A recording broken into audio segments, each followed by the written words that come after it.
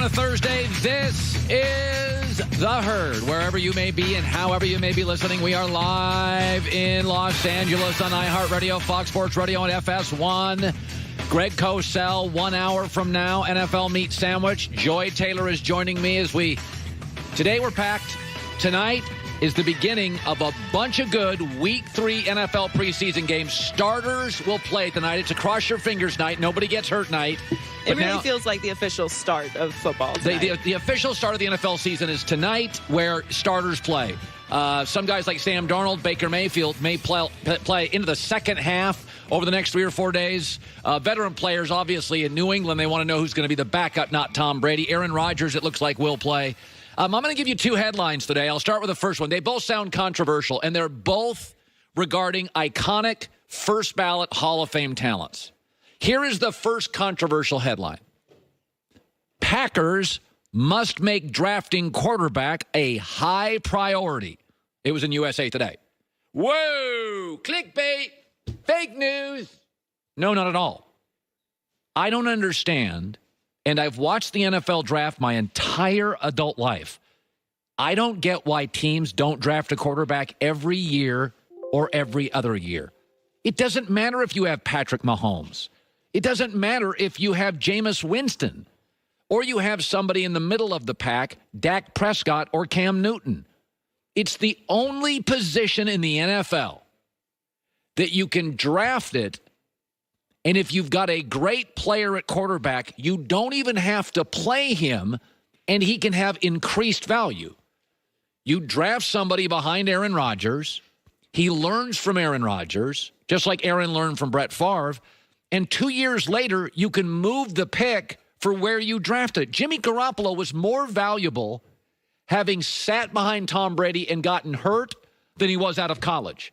New England has drafted 10 quarterbacks since they first won a Super Bowl. 4th round, 3rd round, 3rd round, 2nd round, 3rd round, 4th round. Good draft picks. And they've been able to trade those picks and get equal or higher value for them. This sounds like a controversial headline. Of course Green Bay should draft quarterbacks every year. They've drafted 2 since Aaron Rodgers started. And every time he twists an ankle, it's man overboard in Green Bay. So if you have a great quarterback, Big Ben, Mahomes, Luck, you draft the quarterback, 3rd or 4th round, because your first couple of rounds are where you get your stars and where you plug your holes. This is a league that has viable free agency. You plug your holes with free agency in the first 2 rounds of the draft. By round 3, 35% of the players are busts. They're whiffs. They can't play. So if you have a great quarterback, you draft them, let them learn your system, and move them as you get the next guy for equal value. If you have one of those really, really haven't we seen enough quarterbacks, Andy Dalton, Jameis Winston, Marcus Mariota, I'd argue Cam Newton, some would argue Kirk Cousins. You obviously draft a quarterback because they're not taking you to a special place. And if you have a bad quarterback situation, of course you draft him. The NFL draft is fascinating, is that there's all sorts of tricks to it. It has changed. The most important position in football is the quarterback position. Look at what we draft now at quarterback and what we used to draft. I don't get this. The league has become solely, overwhelmingly about what position? Quarterback. I would draft it every year. I don't care if I have Patrick Mahomes. I'm going to bring in Patrick Mahomes. I'm going to draft a 3rd-round pick to a 4th-round pick every year in Kansas City. I'm going to take that quarterback. He's going to learn from Andy Reid and Patrick Mahomes. And, A, he's a safeguard in case Patrick gets hurt. And, B, if he's not, I can trade that pick in 3 years and get equal value. So it's not a bust pick. It's just something I don't get about the draft. By the way, most young quarterbacks I really like. Carson Wentz, injuries. Deshaun Watson, injuries. I mean, a lot of these guys that I like, Carson Wentz, Andrew Luck, Deshaun Watson, I got injury concerns. I think that sounds like a controversial headline, and it's an obvious headline. Of course Green Bay should draft a quarterback. They don't have a ton of holes to fill in this roster. They needed a center, a safety, and a tight end. They went and drafted all those positions. They should take a 2nd, 3rd-round pick, learn from Aaron, sit behind Aaron. Maybe he's the next Aaron. If not, trade him for equal value 2-3 years later. Here's the second headline, which sounds controversial. Adam Schefter acknowledges this could be the last season for Tom Brady. Whoa, clickbait, fake news, trying to get attention. No, let's listen to Adam Schefter's thoughts on this. People forget that people have lives and they have families, and sometimes, you want to do what's best for your wife or your kids, and Tom is 42 now, and I'm sure that his family has sacrificed plenty for him to do what he's done and to be as dedicated as he is to his job, to do it at the level he has. So, again, if it's me just looking at it from the outside, I'm just reading the signs, right? His home is for sale. He's on a contract that voids.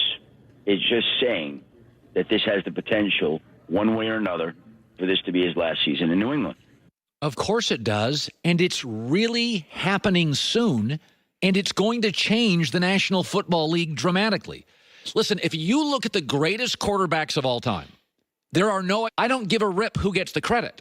They are the league's pattern. Brady can play poorly, Rams Super Bowl, and Belichick beats you. He completely works Sean McVay. Or it's not Belichick's best game plan, Philadelphia, but Brady throws for 500 yards. You have to have both. And what's clear in the NFL, this is not a controversial headline. This is going to happen soon, and it is going to open the door for Andy Reid and Patrick Mahomes. I think there are 5 quarterback head coaching combos that have a chance, and I think Reid and Mahomes feels like over the next 10 to 12 years, they'll have the greatest opportunity to be in the Walsh, Montana, Aikman, Jimmy, Bradshaw, Noel, Brady, Belichick, Elway, Shanahan model.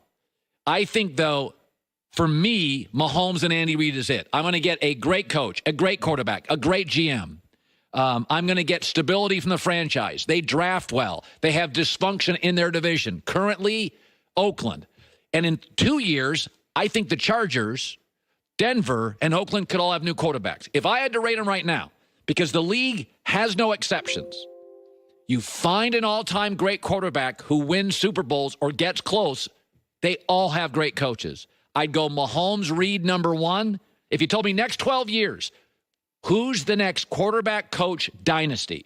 I'd go Reid, Mahomes 1, Goff, McVay 2, Wentz, Peterson 3, Luck, Wright 4, and Wilson, Pete Carroll 5. Now, Pete's getting up there. I don't think Pete has probably 4 years to coach, maybe 5. That's why I put them 5th.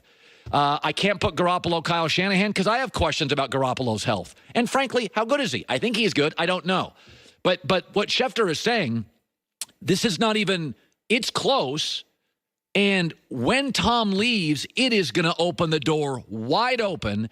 And we have 4 or 5 coach-quarterback combos, which, in my opinion, as long as the quarterback can stay healthy, Wentz, Luck, we have a chance to see a next dynasty here. And I think Reid and Mahomes feels like 12 years, 5 Super Bowls. Not saying they'll win all of them. They'll get to half of them. That's what it feels like to me.